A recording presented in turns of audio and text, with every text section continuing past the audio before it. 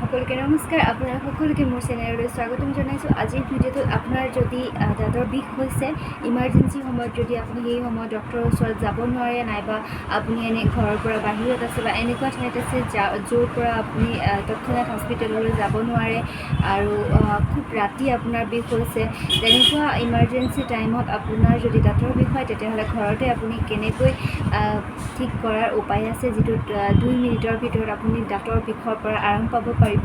তাৰে বিষয়ে আজিৰ ভিডিঅ'টোত বিতংকৈ আলোচনা কৰিম। আৰু নমস্কাৰ, মই ডক্টৰ ৰজি, দন্ত বিশেষজ্ঞ, আৰু আজি এটা খুব ইণ্টাৰেষ্টিং টপিকৰ সৈতে আপোনালোকৰ আগলৈ আহিছোঁ, যিটোৰ বিষয়ে বিতংকৈ আলোচনা কৰিম। যদিহে আপোনাৰ দাঁতৰ বিষ হৈছে আৰু এনেকুৱা হৈছে ইমাৰ্জেঞ্চি সময়ৰ কাৰণে, সাধাৰণতে কেনেকৈ আপুনি তাৰ বিষৰ পৰা ৰক্ষা পাব পাৰিব, তাৰে বিষয়ে এতিয়া মই আপোনালোকক ক'বলৈ আগবাঢ়িছোঁ।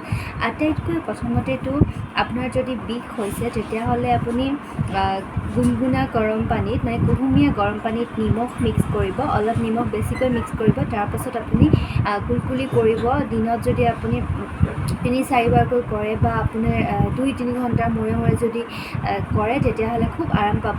সাধাৰণতে কি হয়, কি কাৰণত আপোনাৰ বিষটো হৈছে, সেই কাৰণটো জনাত খুবেই দৰকাৰী। যদিহে আপোনাৰ দাঁতৰ আলুৰ কাৰণে বিষ হৈছে, দাঁতৰ আলুৰ পৰা তেজ ওলোৱা, দাঁতৰ আলুৰ ইনফেকশ্যন হোৱা, বা দুটা দাঁতৰ মাজত যেতিয়া কেতিয়াবা কি হয়, খানা ফচি যায়, তেতিয়াও খুব বিষ হয়। তো এইবিলাক কাৰণত যদি আপোনাৰ বিষ হৈছে, তেতিয়াহ'লে কুহুমীয়া গৰম পানী নিমখ দি কুলকুলা কৰিলে আপুনি আৰাম পাব। কিন্তু যদি আপোনাৰ কেভিটিৰ কাৰণে, দাঁতত হোল হৈ যোৱাৰ কাৰণে যদি আপোনাৰ বিষ হৈছে, তেতিয়াহ'লে কিন্তু আপুনি যদি গুণগুণা পানী নিমখ দি কুলি কৰে, অলপ আৰাম পাব। কিন্তু যদি খুব বেছি আপোনাৰ বিষটো হৈছে, তেতিয়াহ'লে আপোনালোক সকলোৰে ঘৰত থাকে লং তেল নাইবা আপোনাৰ লঙো থাকে, আপোনাৰ যিটো ফ্ৰেছ লং হয় সেইটো। আৰু যদি লং তেল আছে, তেতিয়াহ'লে আপুনি তাতে যি টুকুৰা ঠাইত বিষ হৈছে, সেই ঠাইত বা যিটো দাঁতত আপোনাৰ হোল আছে, সেই হোলত আপোনাৰ 2-2টোপালমান লং তেল দি, তাৰ ওপৰত কপাহ দি অলপ টাইম আপুনি দবাই ৰাখি থ'ব, মুখখন বন্ধ কৰি থ'ব, কটন টুকুৰা। তো তেতিয়া আপুনি প্ৰায় 2 মিনিটৰ ভিতৰত আৰাম পাই যাব। 2 মিনিট নহ'লে আপুনি 4-5 মিনিটৰ ভিতৰত বহুত আৰাম পাব, যিটো আপোনাৰ ইমাৰ্জেঞ্চি ক্ষেত্ৰত সুবিধা হ'ব। এইটো আপোনাৰ যদি লং তেল যদি নাই, তেতিয়াহ'লে যিটো ফ্ৰেছ লং হয়, লংটো আপুনি গুড়ি কৰি পিহি তাতে অলপ পানী দি উতলাই লৈ সেইটো আপুনি ইউজ কৰিব পাৰে, আৰু সেইটো ইউজ কৰিলেও আপুনি খুব সোনকালে আৰাম পাব। এনেকৈ আৰু আপুনি বেলেগ বেলেগ টিপছো আছে, তাৰ বিষয়ে মই আপোনালোকক কৈ দিছোঁ। অইল পুলিং বুলি আছে, যিটো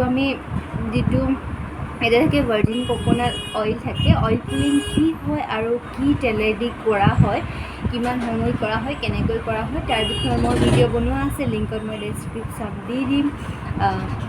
ডেছক্ৰিপশ্যনত লিংকটো দি দিম, আৰু আপোনালোকে কেনেকৈ অইল পুলিং কৰে সেইটো চাই ল'ব এবাৰ। যদি আপোনাৰ এনেকুৱা বিষ হয়, তেতিয়াহ'লে সেই সময়ত আপুনি অইল পুলিং কৰিও বিষৰ পৰা বহুত পৰিমাণে আৰাম পাব।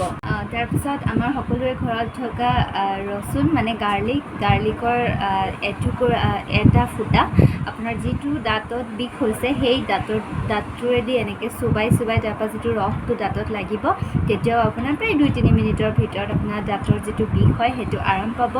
তাৰপিছত আপুনি আৰু এটা নুস্কা কৰিব পাৰে, ঘৰুৱা নুস্কা, যিটো হাইড্ৰজেন পেৰক্সাইড হয়। হাইড্ৰজেন পেৰক্সাইড মাউথ ৱাছত আপুনি পাব, 5%ত পাব। 5%ৰ যিটো হাইড্ৰজেন পেৰক্সাইড হয়, তাতে অলপ পানী মিক্স কৰি, যিমান হাইড্ৰজেন পেৰক্সাইড দিব, সিমান পানী মিক্স কৰি, বা তাতকৈ অলপ বেছিও কৰিব পাৰে, তাতকৈ দুগুণো কৰিব পাৰে।